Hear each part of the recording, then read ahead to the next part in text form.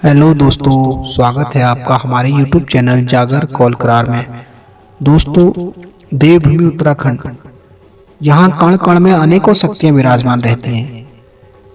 ये शक्तियाँ देवडंगरियों के रूप में उत्तराखंड में आज भी देव जागरों के माध्यम से, आसनों के माध्यम से, पूछों में किसी व्यक्ति के अंदर प्रवेश करके लोगों की अनेक परेशानियों का कारण ज्ञात करके, उनको उनका गहन कारण पता करके, तो अनेक आने वाली समस्याओं, संभावित परेशानियां जो भी होती हैं, उनको रोकथाम का उपाय बताती हैं, उनका समाधान करती है और उनका मार्गदर्शन करती है। दोस्तों, आज भी देवभूमि उत्तराखंड में देवभूमि में विभिन्न प्रकार की महाशक्तिशाली देवता विद्यमान हैं।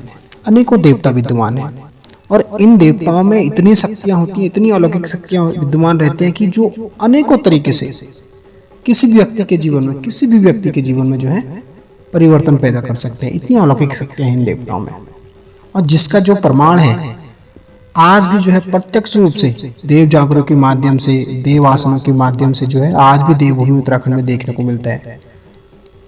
दोस्तों, आज की वीडियो में हम जानेंगे उत्तराखंड के प्रमुख देवता कलवा देवता के बारे में, उनकी कथा के बारे में, उनकी कहानी, उनकी जीवनी के बारे में, किस तरह से उनकी उत्पत्ति हुई।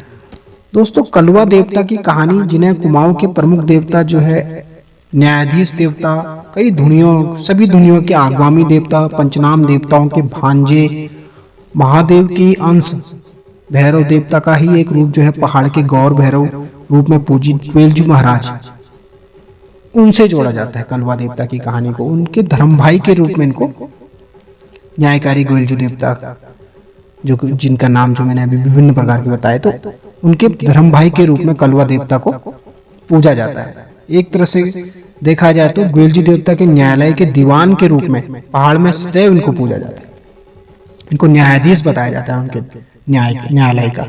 और कहा जाता है कि जिस समय ग्वेलजू के शासनकाल में ग्वेलजू जिस दौरान इस धरती पर, इस देवभूमि में अवतरित हुए, उन्होंने अपनी लीलाएं दिखाई, तो उस समय भी ग्वेलजू के दीवान रूप में ये विद्यमान रहते थे। और आज भी देव जागरों में बिना कलवा देवता के होता है, न्याय नहीं होता है। ऐसा कहा जाता है देव जागरों के माध्यम से, कथाओं के माध्यम से, बिना कलवा देवता के ग्वेलजी के जो भी न्याय कार्य होते हैं, उनमें बिना कलवा देवता का न्याय नहीं होता है। इन्हें ग्वेलजू देवता का धर्म भाई भी बताया जाता है। और ग्वेलजू की भांति इनको भी गुरु गोरखनाथ जी का एक महान शिष्य में से एक बताया जाता है। दोस्तों, कलवा देवता, दोस्तों, जिस तरह से रामायण के ग्रंथों में भी अलग अलग भाषाओं में लिखे जाने के कारण, अलग अलग समय पर लिखे जाने के कारण, अलग अलग रचयिताओं, लेखकों के द्वारा लिखे जाने के कारण इनमें भी कहीं ना कहीं कुछ जानकारियों में भिन्नताएं मिलती हैं रामायण जैसे ग्रंथ में। उसी तरह से देवभूमि उत्तराखंड में भी विद्यमान देवताओं के बारे में होता है, इन विषय में भी कुछ भिन्नताएं देखने को मिलती है। इनके जन्म के विषय में, इनकी उत्पत्ति के विषय में, अनेक देवताओं के उसमें भी थोड़ा थोड़ा भिन्नताएं आपको देखने को मिलेंगी। परंतु सभी कथाओं का लगभग सार होता है तो एक ही होता है।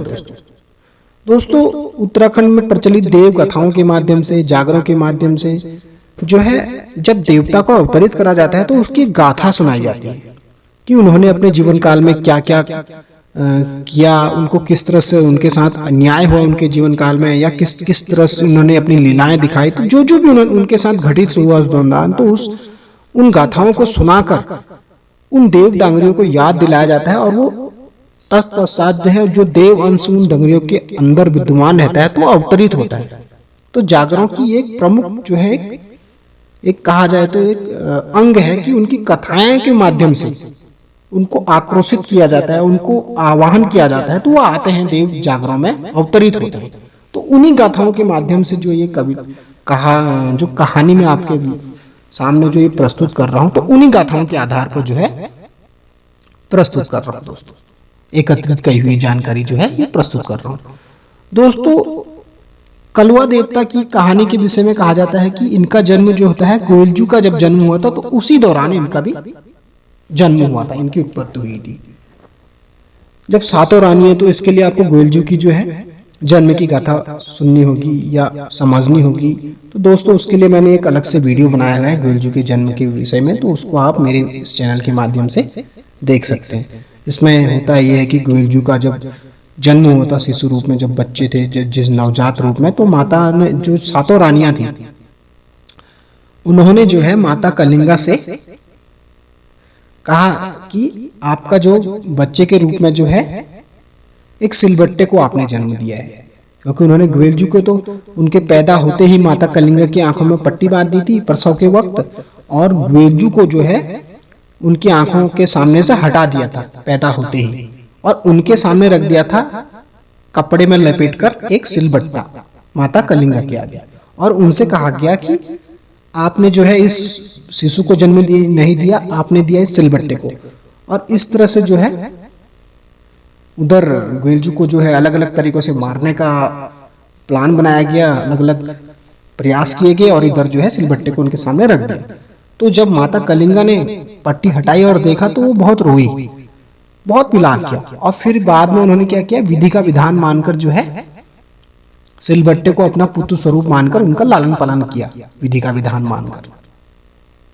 बाद में जब गोलू देवता ने अनेक प्रयास किए, जब वो भाना मछुआरे के मिले, वहां से फिर वापस जो है धूमाकोट आए, अनेक प्रयास करे उन्होंने, अनेक परीक्षाएं दी, अपनी कथा के माध्यम से, अपनी कहानियों के माध्यम से उन्होंने बताया कैसे उनके साथ अन्याय हुआ, कैसे उनको मारने की प्रयास किए गए। तो उन्होंने अनेक परीक्षाओं के बाद माता कलिंगा और जो हालूराई जी राजा थे जो कि ग्वेलजू के पिताजी, तो उनको जो है विश्वास दिलाया कि मैं ही आपका पुत्र हूँ।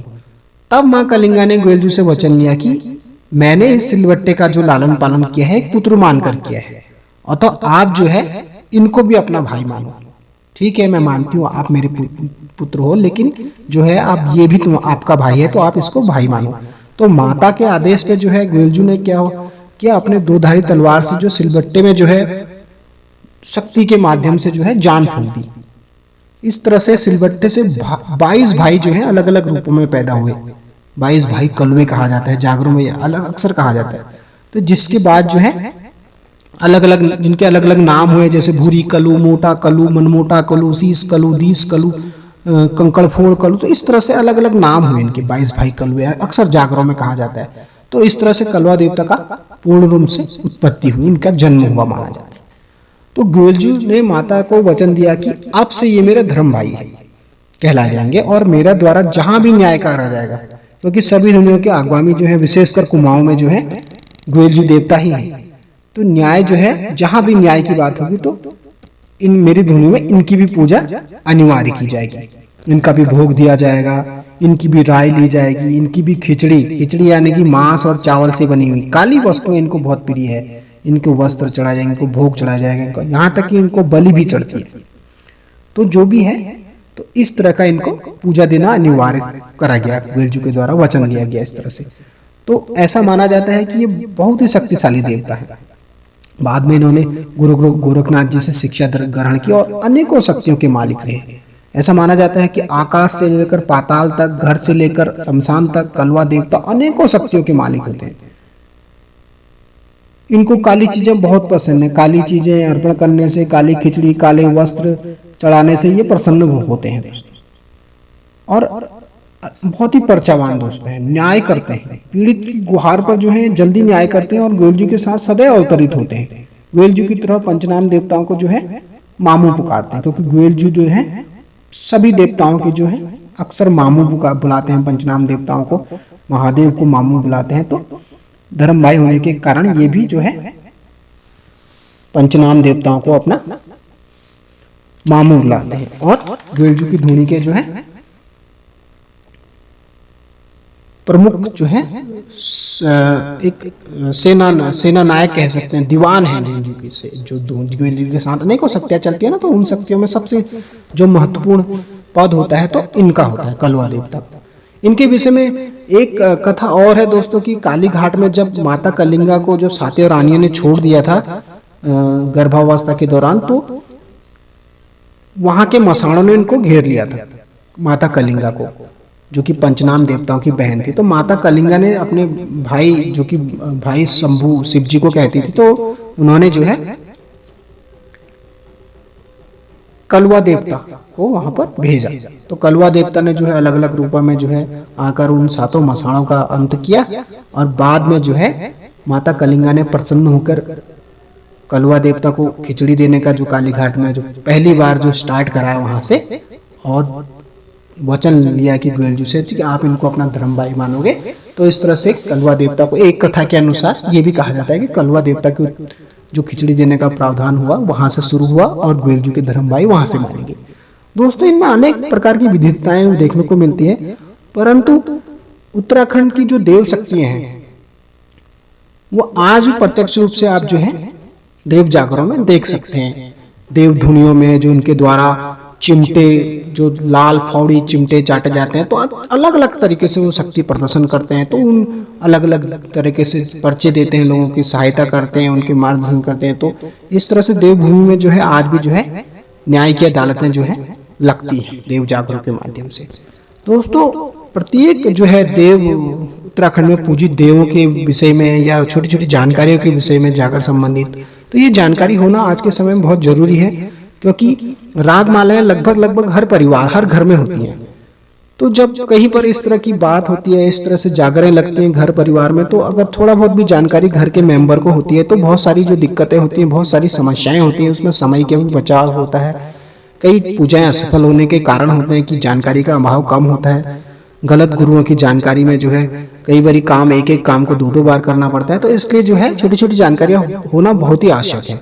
किस देव का क्या विधान है, क्या खिचड़ी दी जाती है, क्या भोग है, क्या भोग नहीं होना चाहिए, कहाँ मारकाट होती है, कहाँ मारकाट नहीं होनी चाहिए, किस धुनी में। तो इस तरह की छोटी छोटी जानकारियां होनी चाहिए। इसी के विषय में यह चैनल जो है हमारे द्वारा बनाया गया है। दोस्तों, इसका एक ही मकसद है कि छोटी छोटी जानकारियां जो है कि उत्तराखंड के प्रत्येक नागरिक तक, या जिसको जरूरत है जानने की, उस तक वह जानकारियां जो है हम एकत्रित करके लाते हैं और अपने चैनल के माध्यम से बताते हैं। दोस्तों, हो सकता है इसमें कुछ त्रुटियां हमारे द्वारा भी रह जाती हों, लेकिन अगर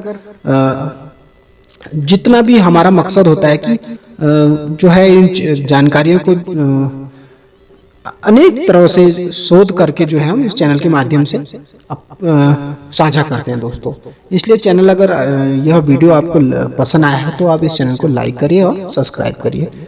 धन्यवाद।